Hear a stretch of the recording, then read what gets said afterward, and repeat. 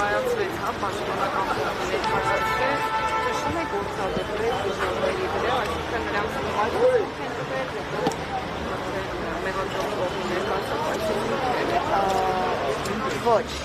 այլ կերպ է կնկալել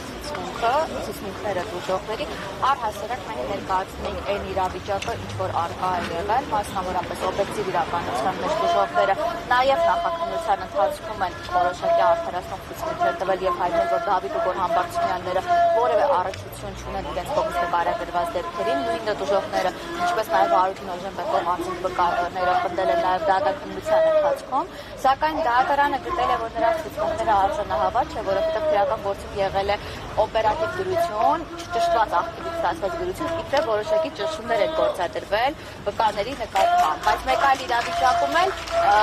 մեկ վկա էլ կապիտող այսպես մտաբելի հայտնել է, որ թիմիչը գրել է ինքը ստորագրել է, նմանատիպ իրավիճակներ եւս եղել են։ Ամեն դեպքում պարոն Համբարձումյանի գործով ամեն ինչ շատ պարզ է, որովհետեւ կա գործի վերաբերյալ օբյեկտիվ ապացույց, տեսագրություն, որում հստակ երևում է, որ դժողներին մի կողմից ծեծի են ենթարկում եւ դա ոչ պարոն Համբարձումյանն է, ոչ էլ վերջինիս եղբայրը Գոհար Համբարձումյանը։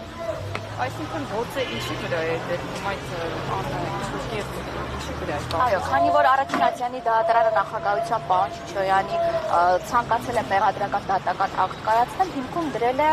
օպերատիվ դրությունը, որը որ նույնիսկ ապացույց չի կարող համարվել, էլի դա սևը սպիտակով, դա դասագրքային ճշմարտություն է, որ օպերատիվ դրությունը որևէ ապացույց չունի։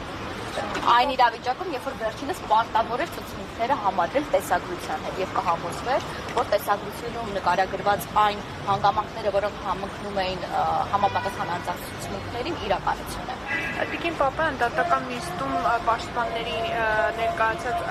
այսպես ասած զայնագրություններից պարզ է դառնում, եթե սխալ եմ ուղղել, այսինքն իրավապահ մարմինները փորձել են կեղծել կամ ճնշում գործադրելու միջոցով վկաների ցուցմունքներ կորզել Դավիթ Համբարձումյանի եւ նրա եղբոր Գոհար Համբարձումյանի դեմ։ Տեսեք, վկաներից մեկը, ես ինչպես քիչ առաջ նշեցի, ես բան չեմ մտաբերի դժողներից, թե վկաներից մեկը նման բովանդակությամբ ցուցմունք է տվել, որ իր նախաքննական ցուցմունքը, որտեղ վերջինս մեղադրական բնույթի որոշակի ցուցմունք է տվել պարոն Համբարձումյանի եւ վերջինիս եղբոր դեմ, ինքը նույնիսկ չի կարդացել, քննիչն է արձանագրել եւ ըստ էության ինքը պարզապես ստորագրելու դուրս է եկել, հետագայում հաղորդում է ներկայացել այդ մասով, այո, ճիշտ եք հասկացել։ Շնորհակալություն։